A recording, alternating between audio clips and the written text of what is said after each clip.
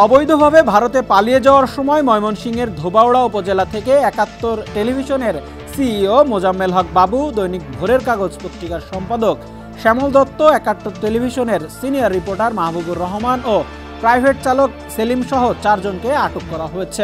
সোমবার উপজেলার দক্ষিণ মাইজপাড়া ও পোড়াকান্দুয়া সীমান্তর মাঝামাঝি এলাকা থেকে স্থানীয় জনতা তাদেরকে আটক করে পুলিশে সোপর্দ করে। এ সময় তাদের বহনকারী একটি প্রাইভেট কারও জব্দ করে স্থানীয়রা।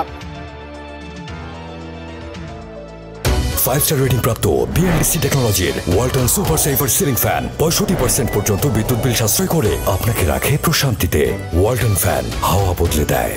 ৭১ টিভির সিনিয়র রিপোর্টার মাহবুবুর রহমান সমকালকে বলেন, আমার বাড়ি ময়মনসিংহ সদরে। মোজাম্মেল বাবু ভাই আমাকে বলার পর আমি তার সঙ্গে যোগ দেই। পথে 10টি মোটরসাইকেল পথরোধ করে আটকিয়ে আমাদেরকে কিল ঘুষি দিয়ে টাকা চাই।